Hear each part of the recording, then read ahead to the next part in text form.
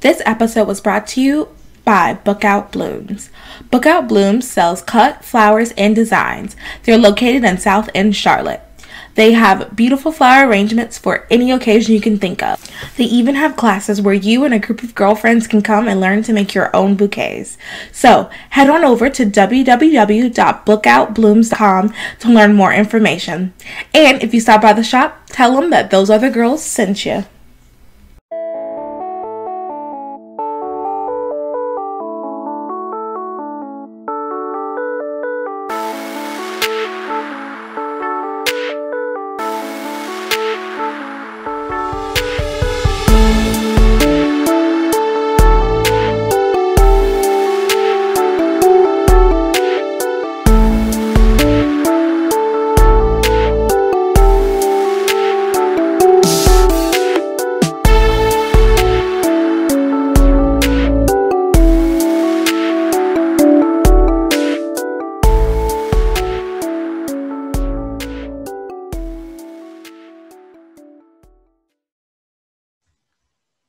Hello, everyone. You're listening to Those Are the Girls with Mallory and Friends. I'm Mallory. I'm Victoria.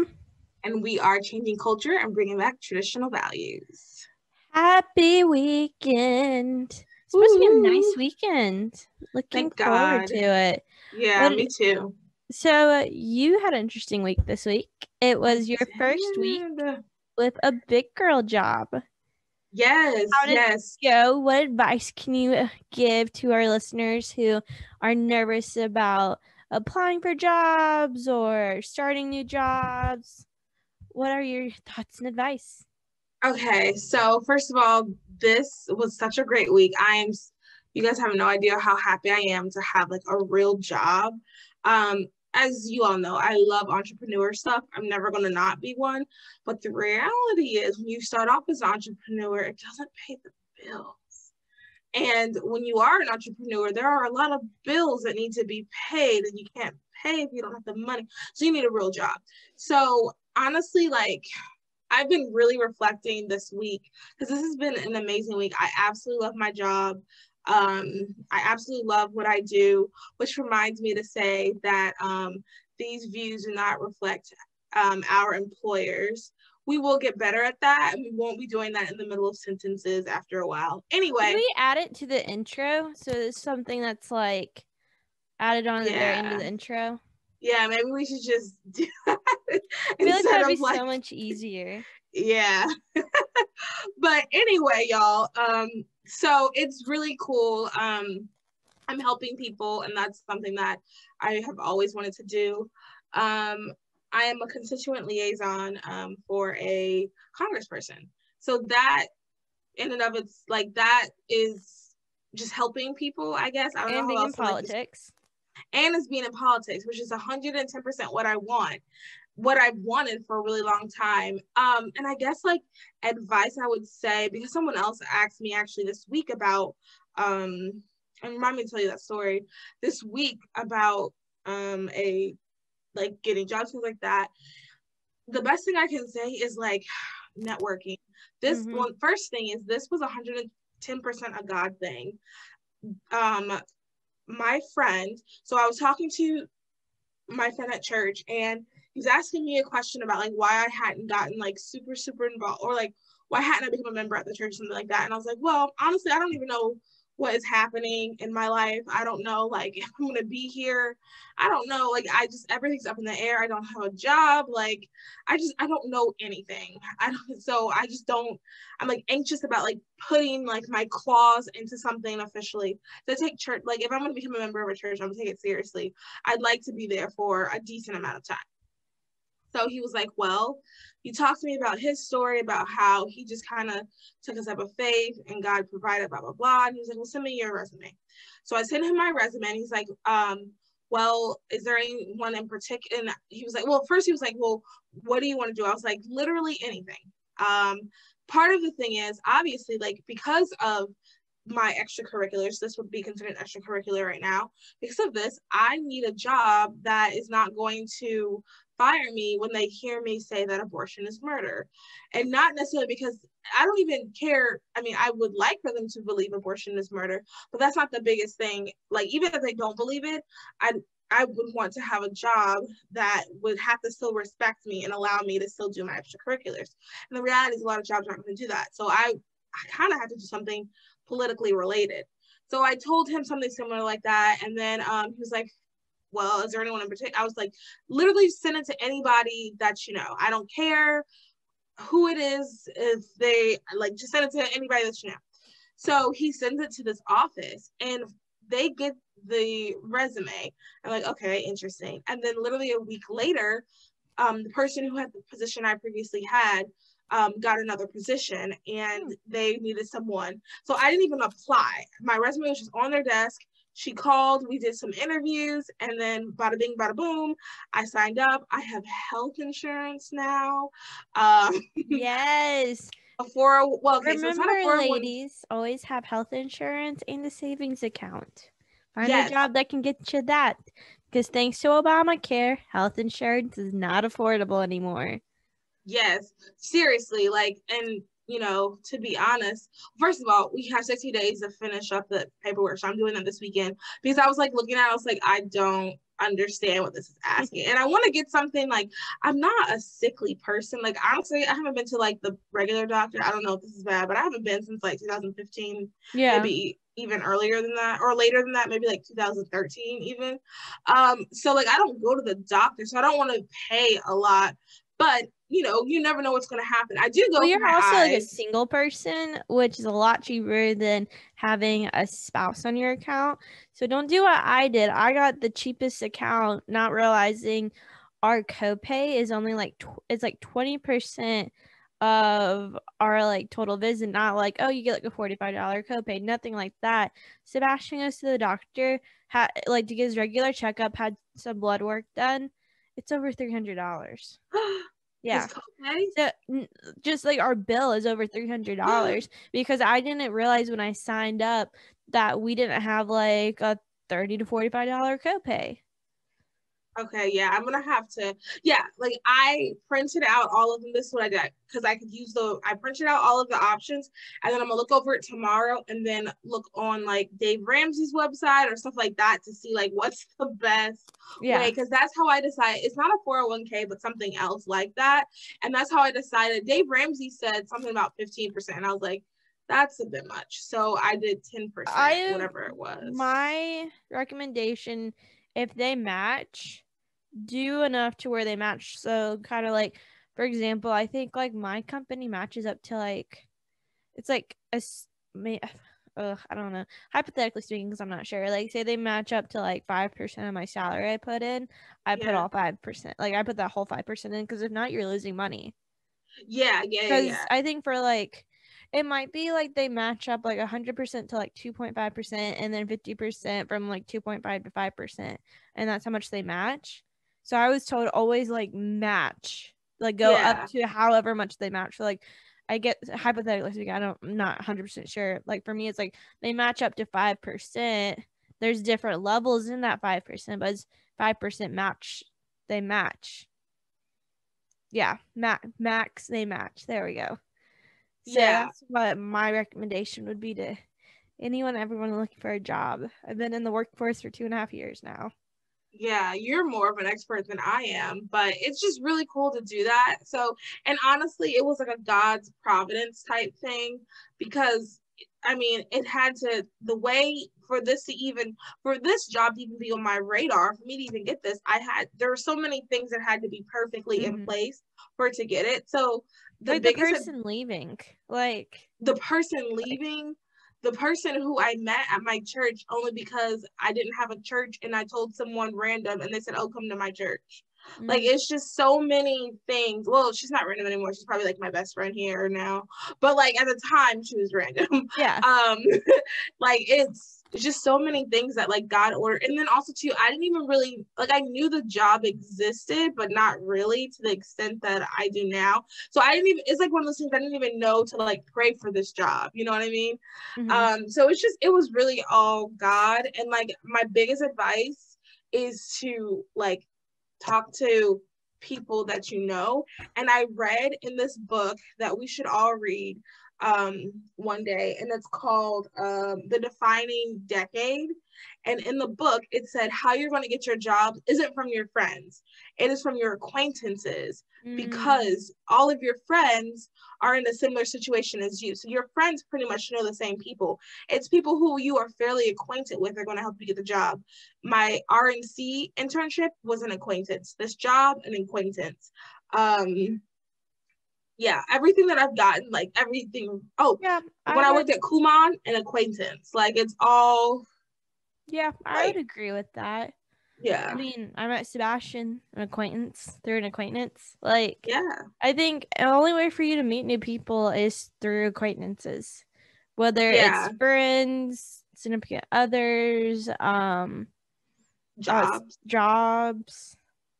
Churches even, I feel like.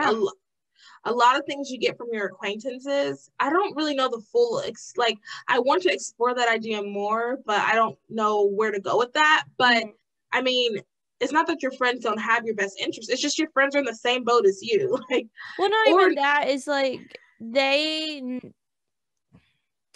don't know, like you're expanding your bubble when you have acquaintances. Like you have a small bubble of just you and your friends, but then acquaintances make that bubble bigger. Yeah. It provides more opportunity. Exactly. Only like a limited amount of like connections and people you can meet and jobs of that like small group of friends, but then the acquaintances make that bubble a lot bigger. Yeah, exactly. So yeah, everyone, like it was, if you were curious, it was a great week, and I am super excited, and I just hope everyone else can be this happy with their first job, because honestly, like this week has been so great. What has this week taught you?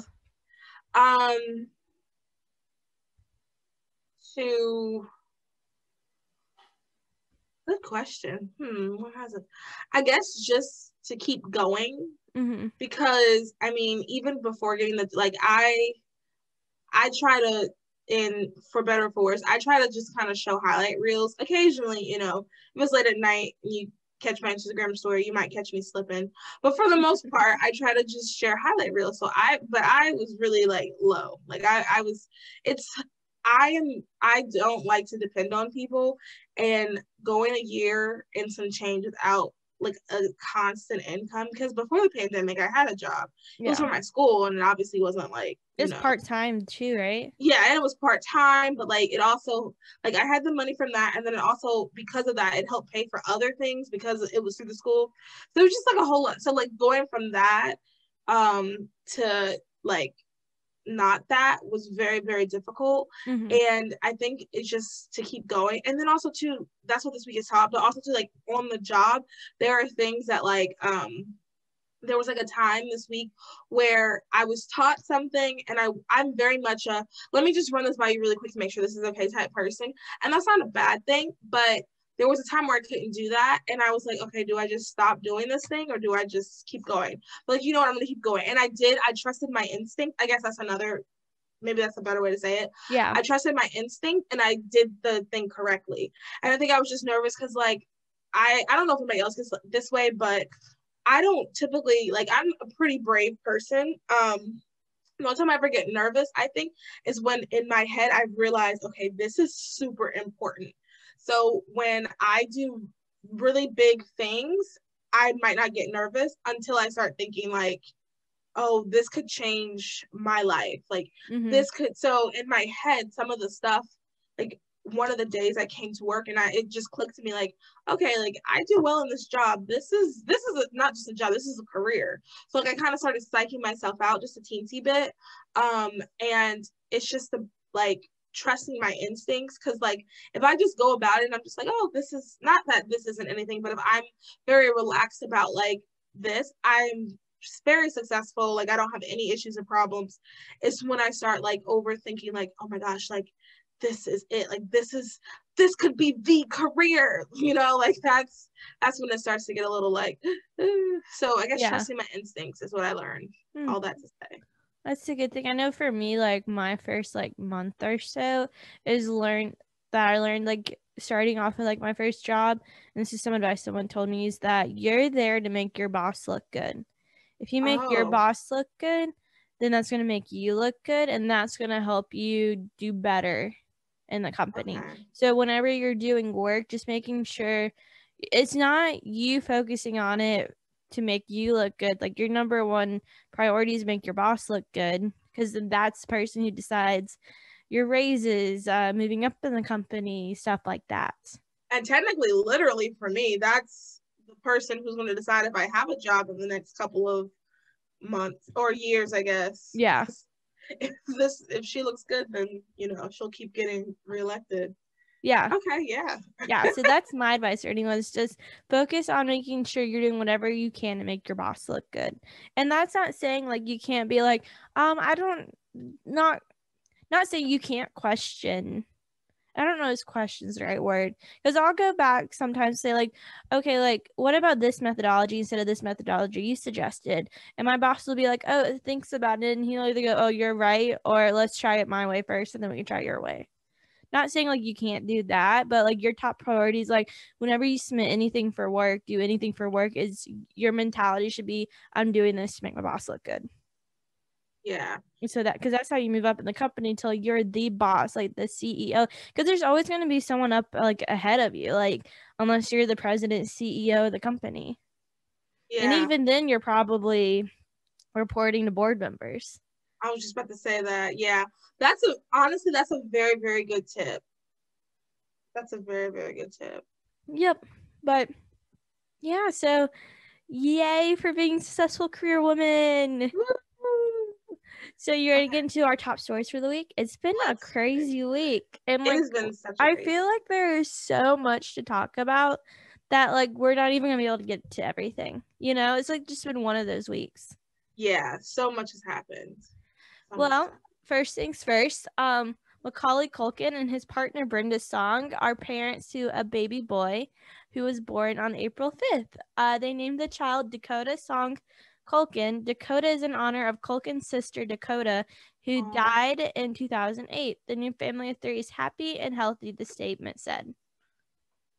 Okay, so totally forgot they were dating. I didn't even know they were dating.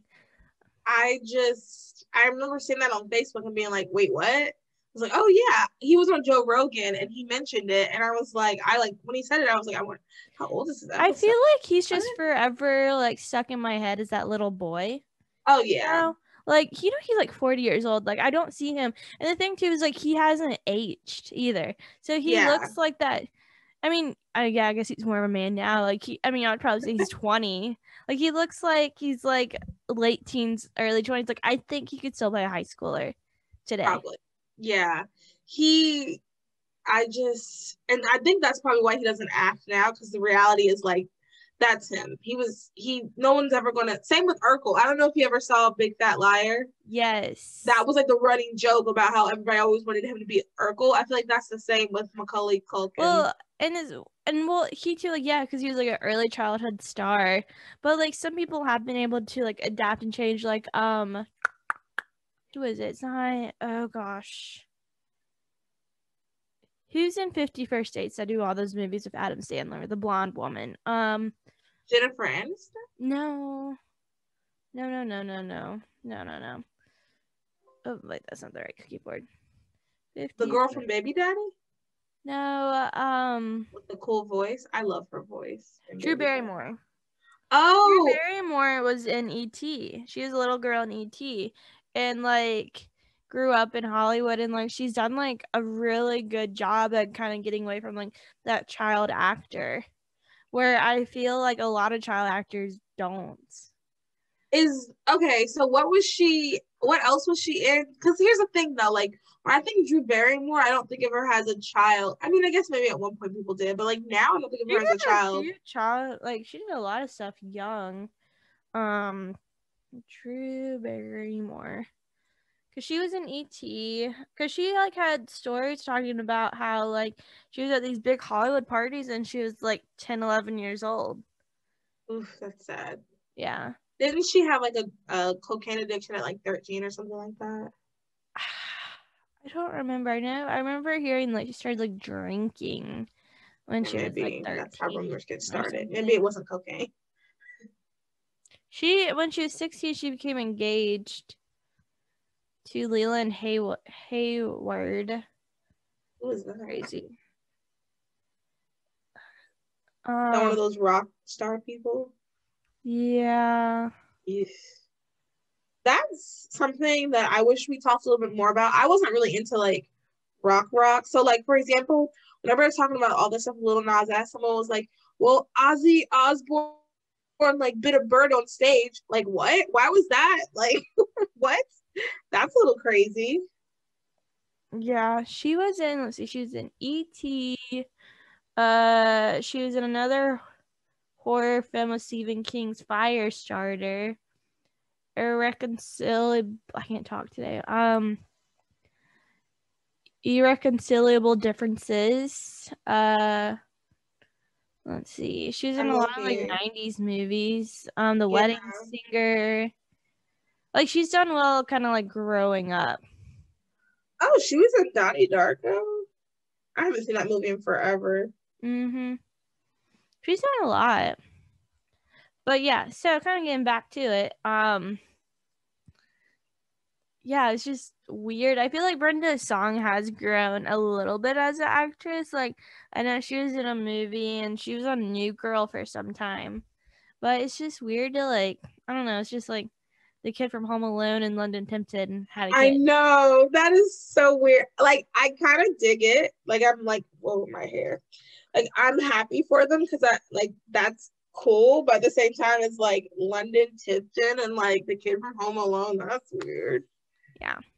And as well, and I feel like too, when like let's say I were to remain single and become a celebrity for like 10 years of being a celebrity, I feel like I would have to date a celebrity because nobody would really like if you go in with a normal or no, let me not say with a civilian.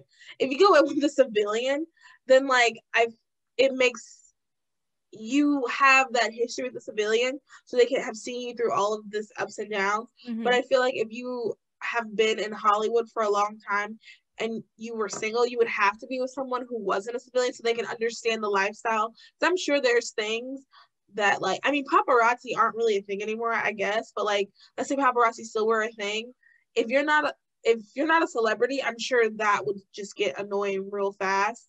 But that's part like you can't help that. That's part of your lifestyle. That's part of like how it goes. So you'd have to be with someone who can understand that. Yep, I agree. So congrats to the new parents. Did not know you Yeah. guys were together, but I would imagine they'd make a pretty baby.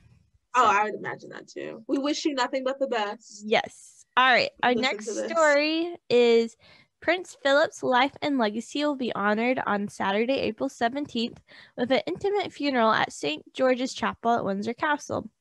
As Queen Elizabeth prepares to lay her beloved husband of 73 years to rest, she is grieving. She always copes amazingly. Her friend and coronation maid of honor, Lady Anne Glenconner, tells people, but he was her rock.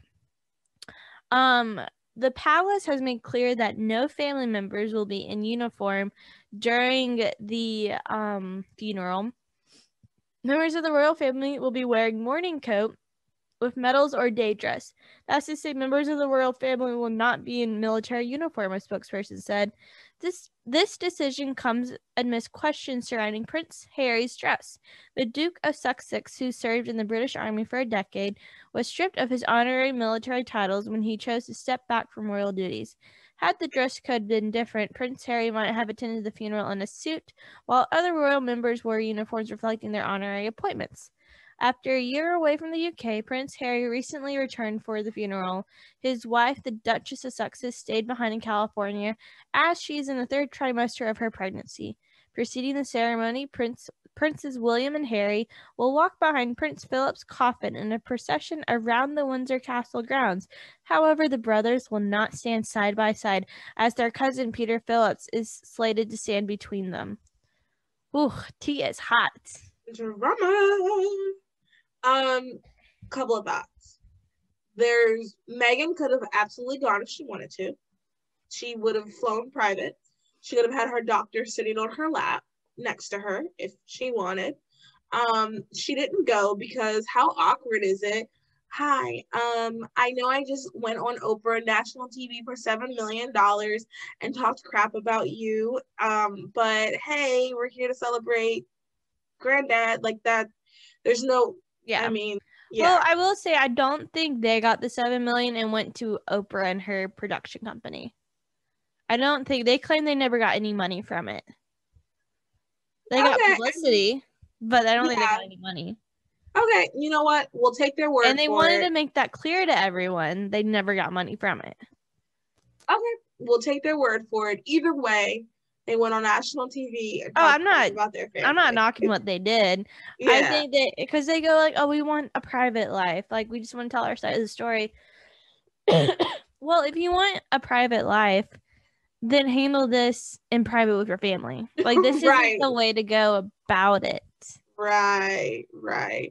And I also saw, like, on the news or something, they were saying, like, yeah, and they don't want the news and drama of everything.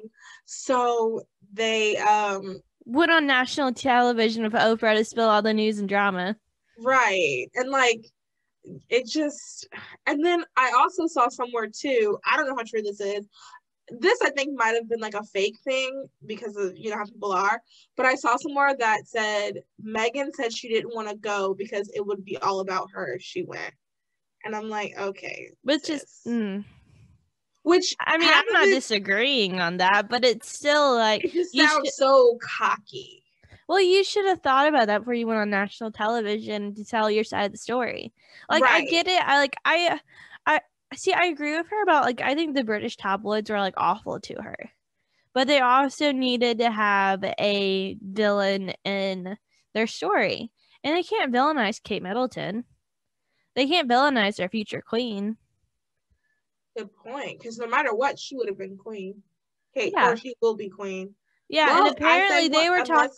The queen lives forever, but and I watched the special. I don't know if you did, but they were talking about how in the UK the press and the royal family like are very connected. Like, I'm crossing my fingers right like this, like they're very much like that.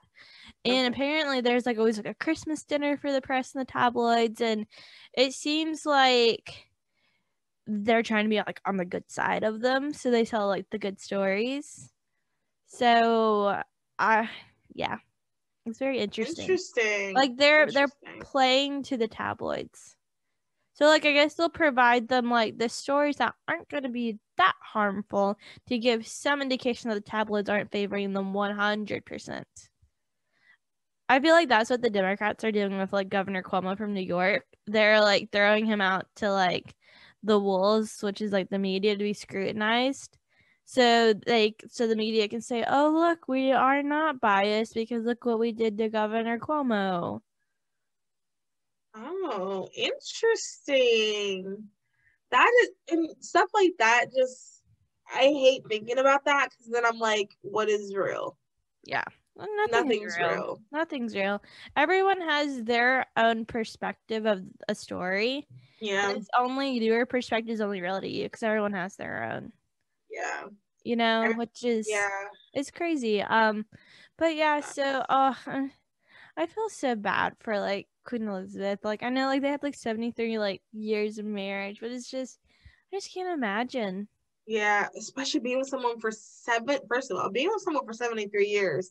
That's a long, like, people don't even live that long. Yeah. That's a long time. 73 years. Mm-hmm. Being with someone for 73 years and then losing them, that must be really, really sad. Yeah, but they are lonely. still saying that because of COVID restrictions, there's only going to be 30 people allowed at the funeral. Every person 6 feet apart, even though it seems like they've all been in the same household together. That I don't get. Like, why would you split William and Kate 6 feet apart? Anywho, Yeah. but Oh, that doesn't make any sense. yeah, like everyone's 6 feet apart. But you know they're all going to be there, like hugging and being like, oh my God, like crying together, you know. Yeah. But so yeah, apparently it's like it's all you have my watch on? Okay. I need to get my steps in today for my step vet, and I literally can't move with my neck. So Sebastian's doing it for me. Like my neck hurts. I guess we didn't talk about this. I woke up with a pinched nerve in my neck, and like I like couldn't get out of bed this morning. Like it was that bad. Did you work today? Were you able to Yeah, work? I worked. You still worked? I still worked. I was literally. We're recording right now. I'm in my swivel chair. So like here, this is me moving. I just moved my chair back and forth without moving my neck. Oh, Vic. So bad. I've been eating and icing all day. I went to like the massage and they're like masseuse and like she's great. I love her. Like I've done because I've had a lot of injuries with golf, and so I've done like a lot of different therapies. If you guys need any advice on athletic injuries, let me know. Done a lot of them, but I went to my masseuse because I was like, this feels like a nerve or a muscle, and it's a muscle, and she's like, yeah, sucker sense. Like, look, like, see how like I have my shoulder up, like this shoulder's up, so I need to like make sure my shoulders are even because it's like putting strain, and I think it's strain from like because like my work computer's right here, and then I look at my monitor, so I'm always kind of like at an angle because it's like on this like the left side of my neck. And then how do you fix pinched nerves? I've got chiropractor. Like I said, I look at chiropractor. Like I woke up this morning and go, I have to go see the chiropractor. So I went and saw the chiropractor and the masseuse. Like I just know my body by now, and I'm like, okay, this is like what I need. Bang, bang, bang. Yeah. So we can talk about it in another episode, but chiropractors scare me. Really, I love them. You just have to find a good one. Like you need to find like a really like a good one. Like because there are some that are kind of like scammy, but I mean, what scares me is like having things crack because my thing is like, God, what if he cracked sneezes my neck today, and I was like, oh my God, amazing. Oh, see, like, what if he like sneezes the wrong way and then like, okay, you know, like that just. But they're like trained. That's why it's a doctor of chiropractor. Like they have like a doctorate in it. But anyway, yeah. Anyways, okay, so 30 people total. It's only family, a few close friends. I looked up the list and it seems like it's just children and grandchildren, and then like a few people here and there. But okay. Yeah, it's sad. That's sad though. Like when my great grandma died last year, she actually had planned her funeral because that's just the type of person she is. That's what they were saying too. Like with him, is like okay, he knew. Like I think he's had plans for like 15 years. Oh yeah, he wanted because they were saying like his beloved like Land Rover that I think if you would literally watch any movie or TV show about Prince Philip and Queen Elizabeth, there's always like this like old school military Land Rover. Like they're putting the coffin in the back of that, and they were saying like because of COVID, like he would have rather had just had close friends and family. Like he would not have wanted to make it like a big state thing. Oh, okay. And so they're saying it seems like this was kind of like worked out. But I also read another article that this is kind of the dress rehearsal for when Queen Elizabeth passes away. Yeah, like my great grandma, she had hers planned too, but she's the exact opposite. She had like we had a wardrobe colors we had to all wear, which honestly I love that, stealing that. And then she had like everything down to the T, but she wanted hers to be a little bit bigger. But it was just sad because it was in COVID, so it was just a couple of people here and there. And I know so your great grandma's was in COVID? Yeah, it was during. It was not because of COVID. but it was during COVID. Yeah, no, that's what I was meaning. Yeah. Oh, yeah. Oh. Just to clarify. Yeah.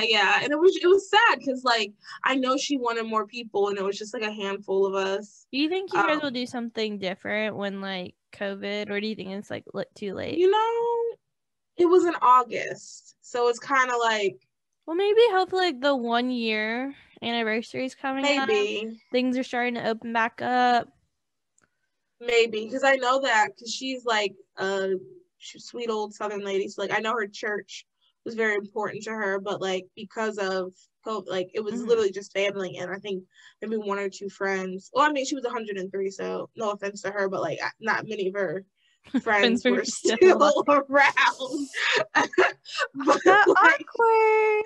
Yeah, but, like, the few people in their late 80s, early 90s showed up. But I know she wanted people from her church to come. But yeah, like, that's one sad thing about COVID. I feel like we're not really being able to celebrate our family members the way they should, especially at the beginning. The beginning sounded awful. They were just like, all right, the person's dead, and they put them in freezers. That's just so sad to me. Yeah. Yep. Because I know, I think one of, like, my dad's friend's parents passed away, and I think at the one point, I think both her kids were able to be in there, but at one point they're going to make them decide which kid sat at her bedside when she passed. Oh, wow. Yeah. When Mama D, that's what we call her, Mama D died, only one person could be with her. So we didn't even get a chance to say goodbye. Oh, that's awful. Which is so sad. But I'm glad someone was there, though. Because, you know, there's some people who... But then, like, how do you choose? Like, I mean, I'm assuming your parent had siblings. Like, okay, how do you choose between which sibling was her favorite that she wants to see last, you know? Right. I don't even know how they picked. It was actually my cousin. I don't know how they picked him. Now that I think about it, I don't think she had favorites, but, like, he actually was who she wrote to have do her eulogy. So maybe she did have favorites. Yeah. I don't know. I don't know. That's a good point. I wonder how they picked anyway. But yeah, it's sad how some people how they're smaller and some people aren't getting what they rightfully deserve after living beautiful lives. Because, I mean, how old was Prince Philip? Was 99, right? Yes. That's a long life. He was 2 months shy of his 100th birthday. Whew, that's a long time to be on Earth. Yeah. Can you imagine, like, everything he went through? Like, I think he was born in a pandemic, and he died in a pandemic. Ugh. That's crazy. Survived 2 world wars. Lot. Yeah. Survived a Cold War. That's just, I don't want to say, because this sounds, like, not good, but I just can't imagine, like, what would be the purpose of living that long? You know what I mean? Like, well, I think he still lived. Like, there's a difference between, like, spending your last, like, 20 years in a nursing home versus your last 20 years being, like, married to the head of state and still doing events and all that. That's true. But, okay, that's a good point. Because, like, I wonder if, like, COVID, like, knocked him down a little bit, because, like, can you imagine for, like, your whole life you're doing, like, events and your schedule is packed and all this stuff, and then all of a sudden, like, nothing. And so I wonder if, like, he struggled having, like, not something to live for, but it's like, okay, like, can't see, like, I know that's what's hurting a lot of loved ones in nursing homes, because they're like, when am I gonna see my loved ones again? That's what I know that had a little bit to do with my grandmommy. Like, she 100%, because, I mean, she's 103. Her whole life revolved around us, and, like, we couldn't see her. I mean, she had her own house, but, like, it's just, like, a lot of, you know, did she live on her own until she passed away? Yes, but I went to the last maybe like 2. She right mind, like, that's the thing, she wasn't sick. She had her right mind. Like, she wasn't she played bridge or something like that with her like, you know, her younger friends. Like, she was still active in her church. But I think honestly, the last 2 years, like, someone would come in, like a nurse would come in and be like, hey, you doing okay? Because, like, you know, I mean, she's 103. Yeah, she had and she's so feisty too. Like, she would like, it took them a while to get, for like everybody to convince her, like, hey, we care, we need you to, because she didn't want anybody to live with her because she didn't need the help. That's what she said. But once again, she's old, so it's like, hey, we care. Like, what but if yeah, you fell? right, exactly. Your Yeah. bones are not as spry. But anyway, so yeah. Yep. Well, our thoughts and prayers are with the royal family. It's a sad time. Yes. So, our next story is the Vatican invites abortion advocate Chelsea Clinton to talk about health and the soul.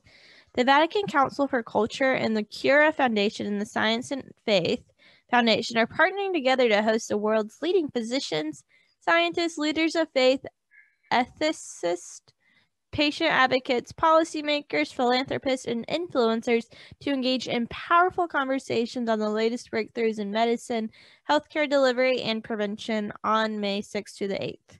Speakers include CEOs of large pharmaceutical companies, including Moderna and Pfizer, and former supermodel Cindy Crawford, English primatologist Jane Goodall, Aerosmith lead guitarist Joe Perry, and CNN's chief medical correspondent Dr. Sanjay Gupta, and Chelsea Clinton, who's there to represent the Clinton Foundation.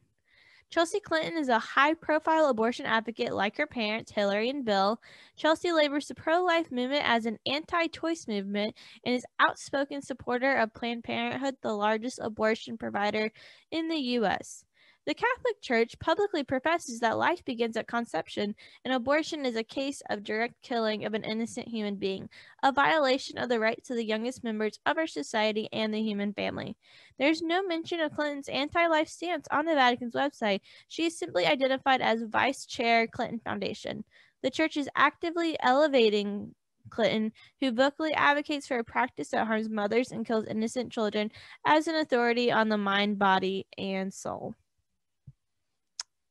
Whew, many thoughts. All right, first question. It's a the Vatican, or is it like a Vatican association type thing? No, it's like the Vatican. Okay. So like they have like a council of culture, so it's kind of, I think my understanding is it's kind of like they have like kind of sections divided up. Like the Vatican's essentially, it's like I think it's like it's broken down like a government essentially. It's a state. Yeah, it's essentially it's a state, and so the Vatican is run by the Pope. So anything that happens in the Vatican is run by the Pope, who's head of the Catholic Church. So, all right, let's say a hot take. Everybody ready? Yes.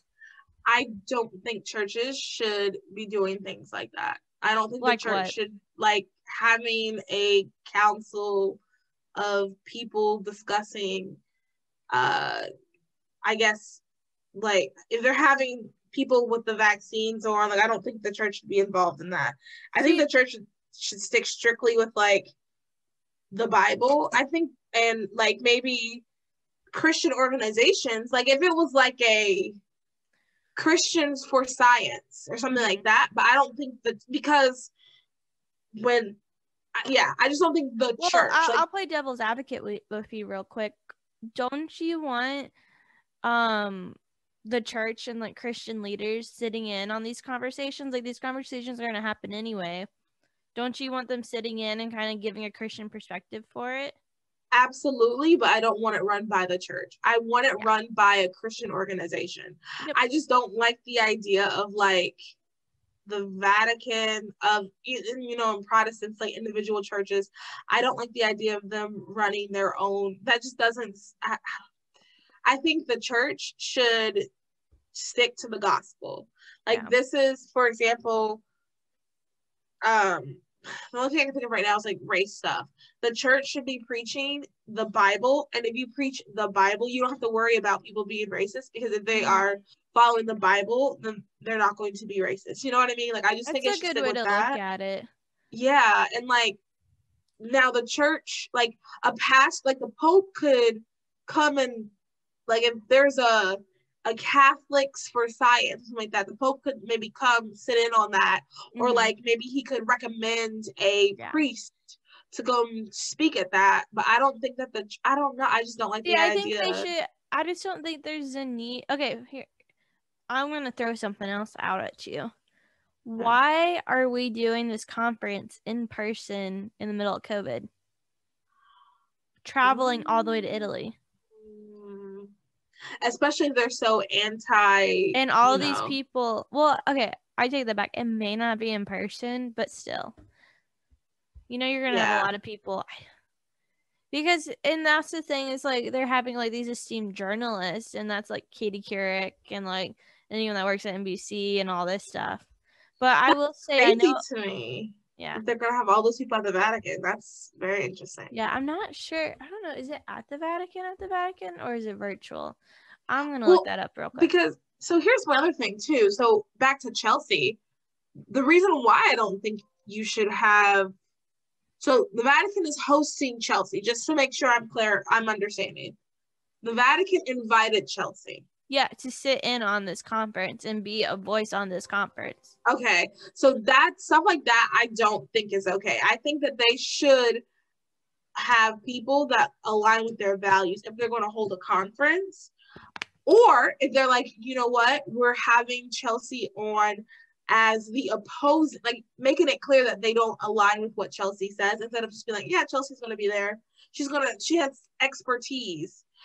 Like I don't necessarily think we should have echo chambers. Like, I'm very much against that. But I do think that if you are faith, like, I don't know, though. I hold, like, faith. I hold Christian things to a higher standard. So, like, I actually don't mind if the church is an echo chamber, because, I mean, it should be. The Bible is the inherent word of God. Like, that, it's clear that the Bible. So, yeah, I mean, if it's right, it's right. Mm-hmm. I don't like the idea of, like, once again, if it was just some independent group that had a bunch of faith leaders, I definitely think they should be in the conversation, because, I think Christians should be in every, what is it called? Profession, we should have a voice at the table. Yeah, that's what I think. In every single thing, there should be Christians from your gardener all the way up to the president. That's personally how I feel. Okay, take that back. It is virtual. Okay. But still. Yeah. It concerns me. So my thing is like, okay, you're saying how she is a leader. She's like, because they're okay. That's what I'm saying. It's the world's leading physicians, scientists, leaders of faith, patient advocates, policymakers, philanthropists, influencers, all this stuff. So she's a leader in her field. That means she's like knowledgeable. So are you saying that essentially, to me, it seems like it gives her credit for her pro-abortion stance? Like, and I feel like it validates her. Yeah, that's what I mean. Like, you're validating her, saying, okay, well, she's an expert in this health and wellness, that she must be an expert when it comes to pro-abortion. Right. Yeah. Next topic. Smashing out my stepson. Thank you, babe.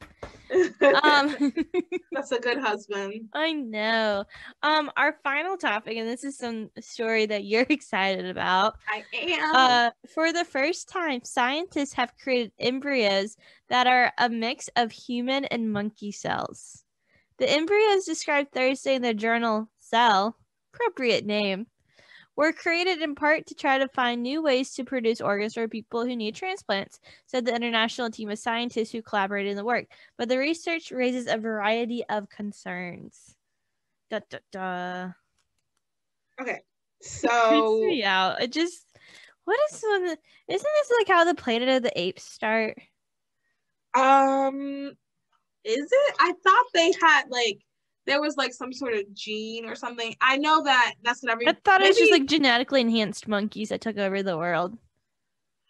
I thought it had something to do with blood. But, oh, wait, no. You're right. It is genetically enhanced monkeys that took over the world. Blood is how the humans started, like, they lost their ability to talk and, like, communicate. First of all, Planet of the Apes, the first couple. Oh, okay. You haven't even seen the latest ones? Have you seen the latest? Okay. The latest ones, the first couple were like, okay, all right, this isn't bad. that last two, Creepy. too realistic. The CGI is out of this world. The old Planet of the Apes, they're in like these ugly costumes that you It like was laugh humans at. being monkeys, right? In the Old first ones. one, Yeah. yeah, they're like in suits, like costumes. So it's like really, it's weird looking, but it's like okay, but with CGI, creepy AF, and then how they get it is like through so what happens is like the humans lose their ability to communicate, and like it something with blood and coughing, and you get this whole disease thing, and it's oh my goodness, it's crazy. So yeah, I guess this is how Planet of the Apes start.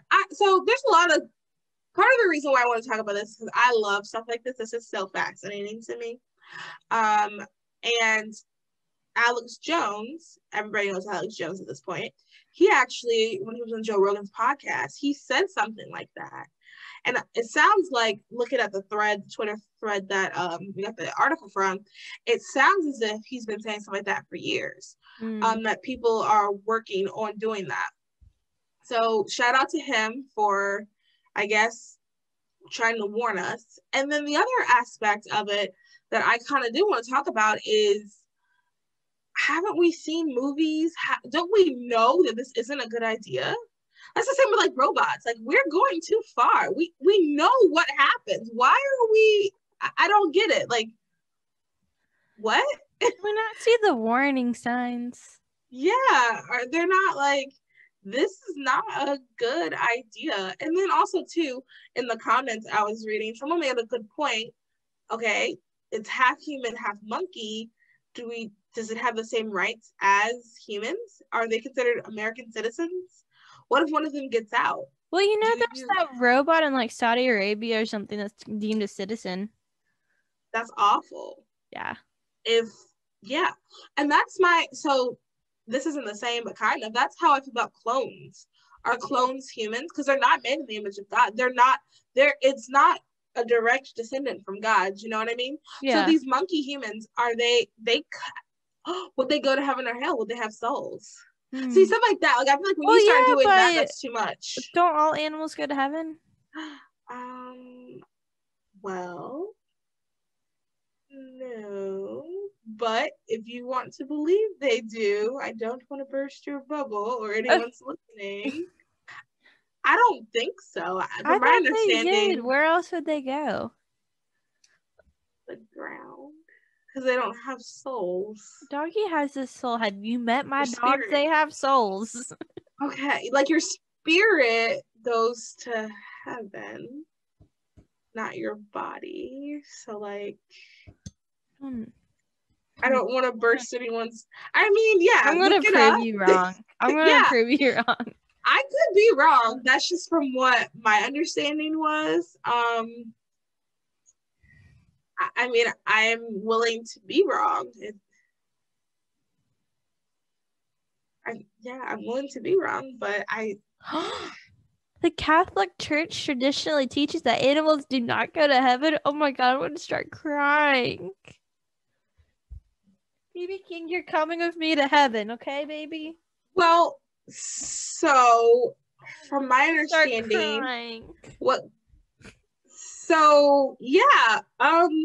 the monkey humans, will they have a soul? How can this face not go to heaven?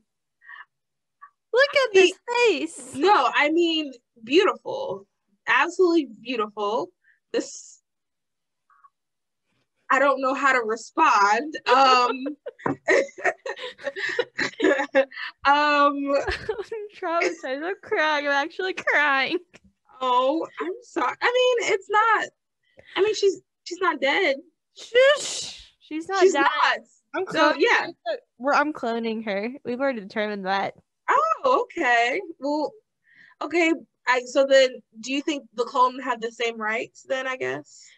I don't care. As long as she's my Phoebe, I don't care.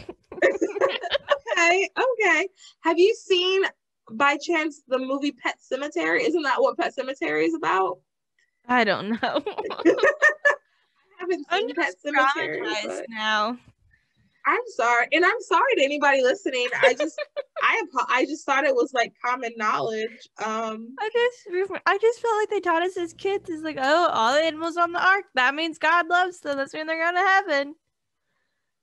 I went to a very I'm to be honest, it was traumatized. probably maybe like legalistic school, and they told us from the jump, like, nah.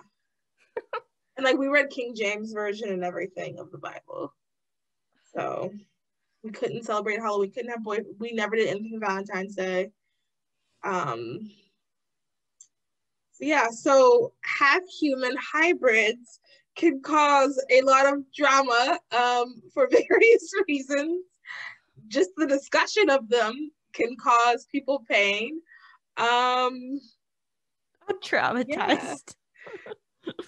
I mean, so from mine, it eventually Nobody corrected me as a kid. Yeah, I mean, there was that movie All Dogs Go to Heaven, so I feel like they really wanted to. So like they really. That's why I always thought all dogs go to heaven. Yeah. Like I always thought that like my dogs is gonna be waiting for me when I get to heaven. Oh, that would be so beautiful. No, I mean, I don't think anybody knows, but from my understanding, so yeah, I mean, we don't know for sure. Heaven is where your spirit goes, and do animals have spirits? I guess is the question. I think so. This dog is very spirited. I mean, look at this face. I mean, it's possible. I mean, the reality is we really don't know. Like, okay. We should just post the picture of Phoebe looking at the camera. Phoebe, do you have a soul? She goes, of course, Mama. Yeah, that would have been perfect if she had barked. She's not really a barker. She's not. That's a good dog right there, yeah. Unless somebody's coming to hurt her mommy. She's not a barker. So yeah, I mean, people say they've been to heaven. Okay, do you think people have been to heaven that say they've been to heaven? I think so. I've read the book, like 90 Minutes in Heaven, where the guy's like literally dead for 90 minutes. Okay. I think so. I mean, the way he described it, yeah, what was described in like Revelations. And he had like the little kid that way or something. Oh, the heaven is for real? Yeah. Kid. Well, they recanted. Really? Yeah. Oh. I'm just optimistic over here. Yeah, no, I mean, I'm optimistic. I guess I'm more realistic. I'm very much I have to know the truth. Like, give it to me straight. What is the truth? Even if it's the most painful thing on earth, I just got to know the truth. So I think sometimes that comes off as me being very harsh. Like in Bible study the other day. You were the kid that told everyone Santa Claus was fake, right? Oh, absolutely. You have to know the truth. Absolutely. I got a letter. A bubble about dogs going to heaven. I'm so sorry. I don't mean to be this person, but everybody should know the truth. Yeah, in Bible study the other day, we were talking about, we read Genesis and we were talking about how, and we were reading Cain and Abel. And there was like a point where it said that Cain was going to go, I forgot the exact verse, the exact name, but like that Cain was going to go wander with other people. So then I was like, oh, I wonder, because there's some people who believe that there were other humans. So in Genesis 1, he says God created male and female. Then Genesis 3, he says he created Adam and Eve. So some people think that male and female, where he just created a bunch of humans, and then later he created Adam and Eve, and that's where everybody came from. So I said, oh, well, this kind of supports that thought, because if Cain was wandering, then he would have to leave his family and have to go meet other humans, something like that. And then everyone was like, oh, that's a good question, something. And then they just started to move on. And I was like, wait, no, we have to know the truth. Like, is this what happened? Does anybody know? How do we know? I'm like that. I'm that person. I just need to know the truth. Yeah. I'm sorry. I feel so bad. I just thought I'm so sorry. No, it's not your fault. Nobody ever corrected me. Oh, Victoria. I'm trying to think of some. Okay, well, we can wrap it up. That's our last story anyway. Oh, I have a funny. Maybe this might make you laugh. Do you like Doctor Who? We've been through this. I've never seen it. Oh, okay. Well, never mind. It was okay. Well, thanks everybody for listening. I'm really, really sorry if I bursted your bubble as well. I don't mean to. I don't know. It's the truth, and I just thought the truth should be said. Yeah, I didn't realize it, and then I Googled it, and then it was true. Yeah, I'm sorry. I'm sorry, Victoria. I'm sorry to our listeners. If you're listening with kids, I'm sorry. I'm sorry, y'all. I'm just concerned. Are the human, half animal, or half monkey kids, are they going to heaven? That was just something that was concerning to me. A poll. If they're going to go to heaven, or we should do a poll. Honestly, I kind of want to do a blog post about this. This is so like weird and out there. I love this. Okay. I'll make a note to do a poll tomorrow. Do half human, half monkey kids go to heaven? That's sad. Yeah, I guess it depends on how they are mentally. I don't know. Yeah. Well, and then I guess if they're more animal than human.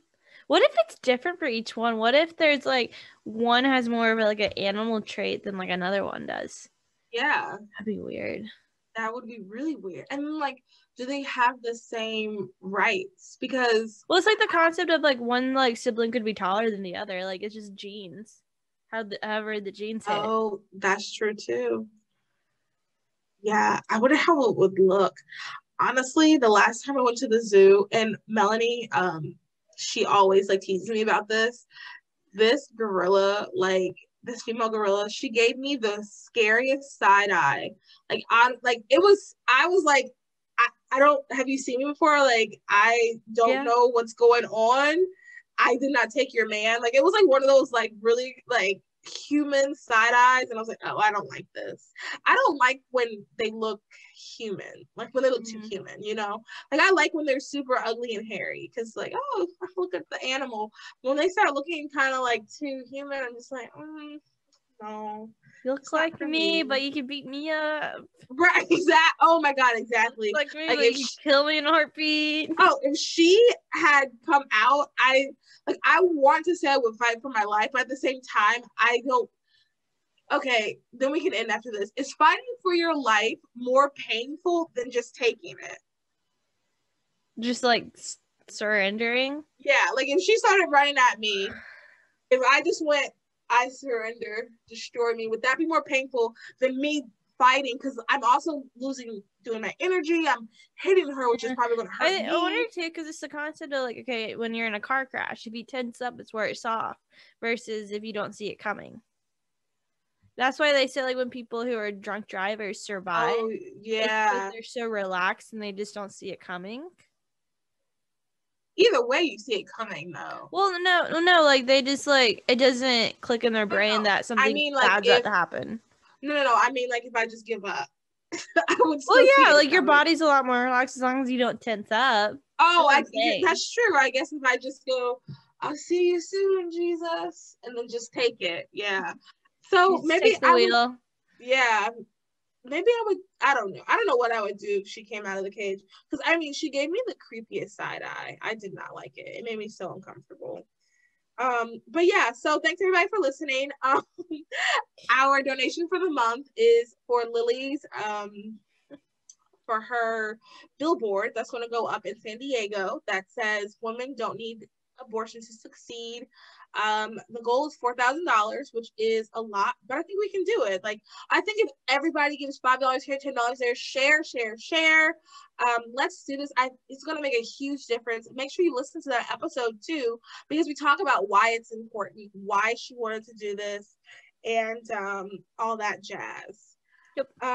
Also, too, please rate, review, subscribe, share with your friends, tell your grandmother, your aunt, your dog, tell everyone you know about this podcast. We would really appreciate it. Anything else? That's it from my end. We'll see you guys next week. See you next week. Bye. Bye, guys.